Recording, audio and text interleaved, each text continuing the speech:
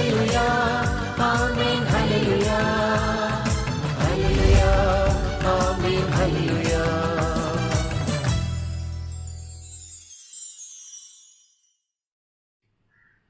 தந்தை, மகன், தூய ஆவியாரின் பெயராலே ஆமேன். இறையேசுவில் அன்புக்குரிய இறை மக்களே, இந்த காலை வேளையிலே உங்கள் ஒவ்வொருவரையும் இறை வார்த்தையோடு சந்திப்பதிலே மகிழ்ச்சி அடைகின்றேன். இன்று நாம் தியானிப்பதற்காக இறைவன் நமக்கு தருகின்ற ஒரு நற்செய்தி பகுதி மத்தேயு எழுதிய நற்செய்தி 6ஆம் அதிகாரம் 19 முதல் 23 வரை உள்ள இறை வார்த்தைகள். அன்பானவர்களே, தோமையாரை பற்றி ஒரு கதை ஒன்று சொல்லப்படுவது உண்டு. தோமையார் இந்தியா வந்து இங்கே இறை வார்த்தை அறிவித்துக் கொண்டிருக்கிற அந்த காலகட்டத்திலே அவர் அந்த மக்கள் மத்தியிலே ஒரு பெரிய ஒரு கட்டிடக்கலை நிபுணராகவும் பெரிய நல்லதொரு தச்சு பணியாளராகவும் அறியப்படுகின்றார். அவ்வேளையிலே அந்த அரசன் இதை கேள்விப்பட்டு அங்கு தோமையாரிடம் மிக அதிகமான பணத்தை கொடுத்து எனக்கு நல்லதொரு அழகான மாட மாளிகையை கட்டி தாரும் என்று சொல்லி கேட்கின்றார். தோமையாரும் ஒப்புக்கொண்டு பணத்தை பெற்றுக்கொள்ளுகின்றார். தோமையாரோ மாட மாளிகை கட்டுவதற்கு பதிலாக இந்த பணத்தை வைத்துக்கொண்டு அரசனுடைய பெயரிலே ஏழைகளுக்கு உதவி செய்ய ஆரம்பிக்கின்றார். நோயாளிகளுக்கு நன்மை செய்கின்றார். துன்புறும் மக்களுக்கெல்லாம் இந்த பணத்தை வைத்துக்கொண்டு என்னென்ன நன்மைகள் செய்ய முடியுமோ அத்தனையும் செய்கின்றார் அவர். நாட்கள் நகர்கிறது. அரசனுக்கு தனக்காக கட்டப்பட்ட அந்த மாட மாளிகையை காண வேண்டும் என்ற பேராவல் வந்த பொழுது அங்கே அந்த மாட மாளிகையை காண போகிறார். அங்கே சென்று பார்க்கிற பொழுது மாட மாளிகையை காணும். அவருடைய பணமும் இல்லை, மாட மாளிகையும் இல்லை. தோமையார் மீது மிகப்பெரிய ஒரு கோபம். தோமையாரை பிடித்து சிறையில் அடைக்கின்றார். அக்காலத்திலே தான் அவருடைய சகோதரன் ஒருவன் நோய்வாய்ப்பட்டு இறந்து போகின்றான்.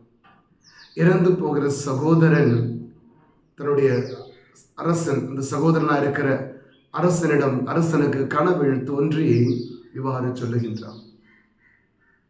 சகோதரா, இந்த தோமையாரை நீ துன்புறுத்தாத, தோமையாரை சிறையிலிருந்து விடுவித்து விடு. காரணம், இந்த தோமையார் உனக்காக கட்டின மாட மாளிகையை நான் இந்த மண்ணிலே பார்க்கவில்லை. ஆனால் இங்கே விண்ணகத்திலே உனக்காக மிகப்பெரிய ஒரு மாட மாளிகை கட்டப்பட்டிருப்பதை நான் இங்கே பார்த்து கொண்டிருக்கிறேன். இது யாருக்கென்று கேட்ட பொழுது, தோமையாருக்கு நீர் கொடுத்த பணத்தை வைத்துக்கொண்டு அவர் விண்ணகத்தில் உனக்காக கட்டியிருக்கிற மாட மாளிகை என்று கனவிலே சொன்னதாக ஒரு கதை ஒன்று சொல்லப்படுவது. அன்பார்ந்தவர்களே, எனவே நற்செய்தியில இன்று நம் ஒவ்வொருவருக்கும் ஆண்டவர் சொல்கிறார், நீ விண்ணகத்திலே செல்வத்தை சேர்த்துக்கொள். அங்கே சேர்க்கப்படுகிற செல்வம் ஒரு நாளும் அழிக்கப்படாது. ஒரு நாளும் யாராலும் அதை கவர்ந்து கொள்ள முடியாது. மாறாக மண்ணுலகிலே செல்வம் சேர்க்கிற பொழுது அந்த செல்வத்திற்கு நிலைத்தன்மை கிடையாது. ஆனால் இன்று மனித வாழ்க்கையிலே நாம் பார்க்கிற பொழுது மனிதன் ஓடிக்கொண்டே இருக்கிறான். செல்வங்களை சேர்ப்பதற்காக, புகழ் சேர்ப்பதற்காக, நிறைய பொருட்களை குவிப்பதற்காக, அடுத்தவனை விட அதிகமாக சேர்க்கணும், அவன் கட்டுற வீடை விட பெருசா நான் கட்டணும், அவனுக்கு இருக்கிற பேங்க் பேலன்ஸை விட எனக்கு அதிகமாக இருக்கணும் என்று சொல்லிக்கொண்டு மனிதன் பணத்தையும் புகழையும் சேர்ப்பதிலே அன்றாடம் ஓடி ஓடி ஓடி தளர்ந்து கிடக்கின்றான். சில நேரம் அன்புக்குரியவர்களே, நாம் உணர்வது கிடையாது. இந்த பணமோ செல்வமோ நமக்கு மதிப்பை கொடுப்பது கிடையாது. நமக்கான மதிப்பை இந்த உலகத்திலே கொடுப்பது கடவுள் மட்டும்தான். நமக்கு தெரியுமே, சில வருடங்களுக்கு முன்பாக இந்தியாவிலே ஒரு இரவிலே மனிதன் சேர்த்து வைத்திருந்த எல்லா பணமும் மதிப்பிழந்து போய்விட்டது.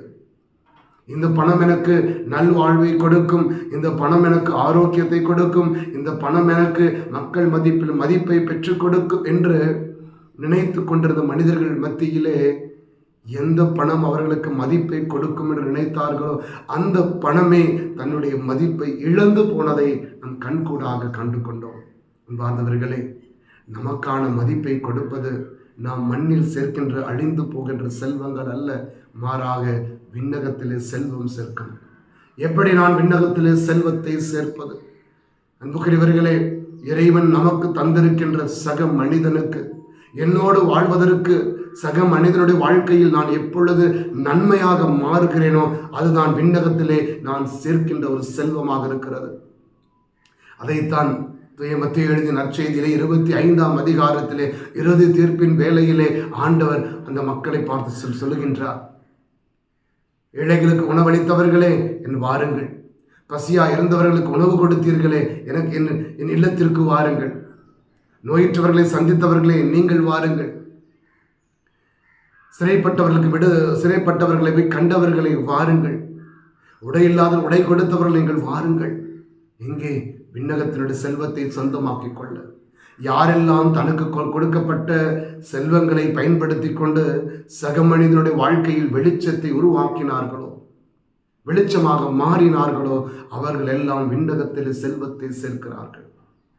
எனவேதான் லூக்கா நற்செய்தியிலே பார்க்கிறோம், ஏழை லாசர் பணக்காரன் உவமையிலே ஆண்டவர் சொல்லுகின்றார், பணக்காரன் மண்ணுலகிலே செல்வத்தை சேர்த்து இன்பத்தை அனுபவித்தான், ஆனால் விண்ணகத்திலே அவன் ஏழையாக மாறினான். ஆனால் லாசர் இந்த மண்ணிலே ஏழையாக இருந்தான், ஆனால் விண்ணகத்திலே ஆபிரகாமின் மடியிலே மிக பெரிய ஒரு செல்வந்தனாக மாறுகின்றான். நாமும் அன்பார்ந்தவர்களே, நாம் மண்ணகத்தில் அல்ல செல்வந்தர்களாக மாற வேண்டியது. இந்த செல்வம் நம்மை விட்டு அகன்று போகும். விண்ணகத்திலே செல்வத்தை சேர்ப்போம்.